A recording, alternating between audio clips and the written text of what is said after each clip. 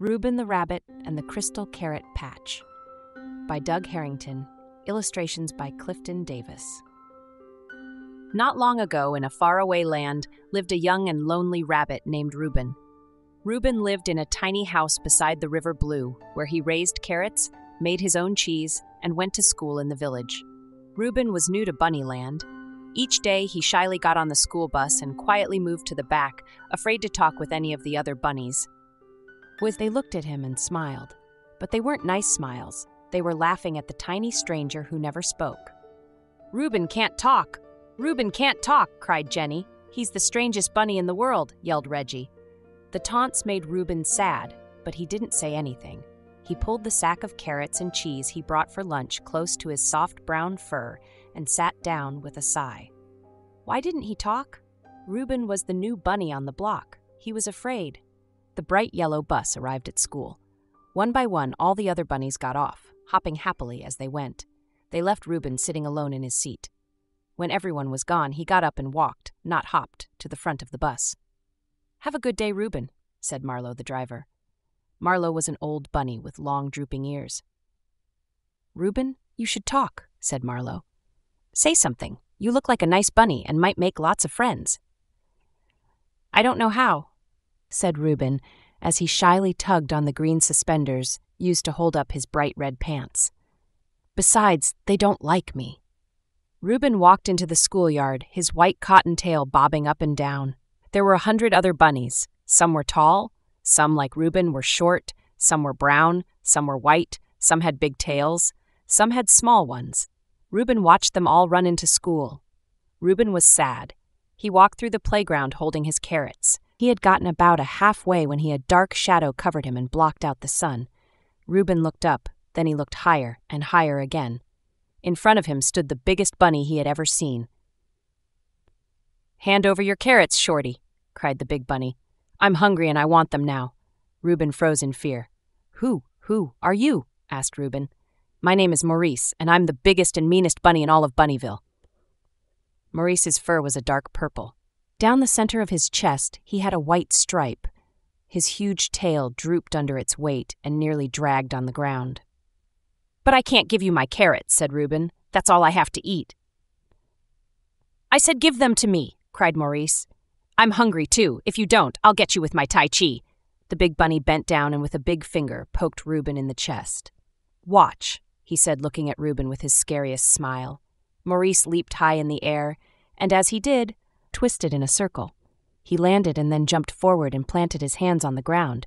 He used them to balance and then kicked out with his huge feet, not at Reuben but in the other direction. "Hiya!" he cried. "Hiya, Dee-da! Give me your carrots, and give me them now, or I'll kick you hard and knock you down." Maurice stood back on his feet and turned to Reuben. His big front teeth stuck out from his mouth. Reuben was scared. He watched the giant bunny twist in the air and yell, "Hee-yah!" over and over. What could he do? Then he had an idea. While Maurice bounced and kicked, Reuben dropped to the ground. He didn't try to get away. Instead, he crawled closer inch by inch until Maurice was right over him. Reuben wasn't sure what to do. He didn't like to fight and didn't know how. When the giant bunny leaped again and balanced on his ears so he could kick again, Reuben reached out and grabbed an ear. He pulled hard until one ear came off the ground and the big bunny fell. He toppled to the ground, indeed like a sack of carrots himself, and landed on his head. He didn't fall far, and Reuben didn't think he hurt him, but it stopped the Tai Chi bunny in his ear tracks. Maurice started to cry. "Ow!" cried Maurice. "Ow! Ow! Ow!" Why did you do that?" he said, tears streaming down his face. "I didn't touch you. I wouldn't have really hurt you." Reuben started crying too. He wasn't crying because he was hurt, but because he was still scared. "You were going to kick me and take away my carrots," he said through his tears. "I'm sorry," said Maurice. "I'm hungry. That's all. I have never really kicked another bunny." "Why didn't you ask me nicely for carrots?" said Reuben. "I would have shared." "Because other bunnies are afraid of me," said Maurice. "I'm so big and scary and ugly, no one likes me." "You're not scary unless you do your Tai Chi," said Reuben. "You're just a really big bunny. Don't you have any carrots of your own?" "I do, but not enough," said Maurice. "Look at me. I'm so much bigger than you. Do you know how many carrots I must eat to be full? A whole garden. I can give you half my carrots, said Reuben. Will that help? Yes, it will. Thank you so much. Reuben reached into his lunch bag and pulled out 3 of the biggest carrots he had. He held his hands out and handed them to Maurice. It's not a lot, but I hope you like them.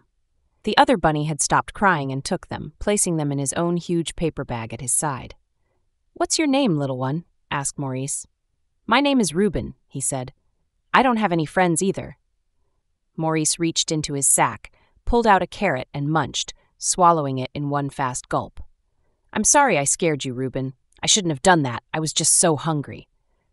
Reuben walked up to the big purple bunny and stuck out his hand. Why don't we be friends?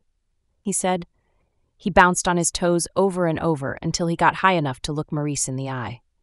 Maurice in turn jumped up, flipped upside down, and bounced on the tips of his ears.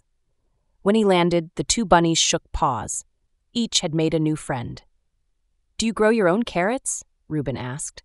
I do, but my carrot patch is too small, and I don't have enough seeds, said Maurice. I wish I could grow more. Reuben pinched his brown and white furry face as he thought. Then he had an idea.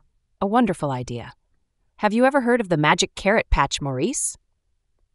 Magic carrot patch? The other bunny said. What's the magic carrot patch? Reuben set his lunch bag down and climbed high enough in a nearby tree to talk to Maurice face to face. His long, bushy whiskers twitched with excitement. At the edge of Bunnyland, legend says there's a magical carrot patch in a dark and hidden cave, he said. Before I moved here, my grandma told me that the carrots there grow so fast that they never run out. When you pick one, another grows back right away. Grandma said good bunnies could eat all they want and never get hungry. That sounds amazing, said Maurice. Do you think there is enough there to feed someone like me? Yes, cried Reuben. I'm sure there is. But what if I'm not a good bunny? Said Maurice. What if the magic carrot patch wouldn't let me eat? I did try to scare you after all. I don't think you're a bad bunny, said Reuben. You were just hungry and scared. Thank you, Reuben. Would you show me where the carrot patch is? Reuben smiled and tugged at his suspenders. I would love an adventure. Let's go together tonight. Later, after the sun had gone down and the stars shone bright in the night sky, Maurice met Reuben at his bunny house beside the River Blue. He wore a backpack where he carried jugs of water and a handful of carrots. His pants were yellow and reflected the light of the moon. He also carried a flashlight to help guide their way along the riverbank. He flashed his light at Reuben's door. Minutes later, Reuben quietly slipped outside. He closed it gently to not make much noise and tiptoed down the walkway. He whispered to Maurice. Shh, he said. We must be quiet. I don't want to wake Mama. Maurice bent over and whispered to Reuben. Get on my shoulders, he said. We can go faster if I carry you. Reuben ran up the giant's arm and rested on his shoulder. He had his own backpack, which he looped around the other bunny's neck. The backpack hung loose and bounced back and forth as Maurice walked along the river. The 2 traveled like 2 old friends and not as strangers as they had been this morning. The magic carrot patch is far away, said Reuben. It's too far to walk. We'll need some help. The 2 had gone some distance when they finally reached a dock where they found a rowboat. Have you ever been in a boat before? Reuben asked. Never, said Maurice, his look scared. This is how I got to Bunnyville, Reuben said proudly. He was excited. He loved riding in the rowboat and felt important because he knew how to do something Maurice didn't. You're very big, but I think the boat will still hold you. Let me down, and I'll untie the rope.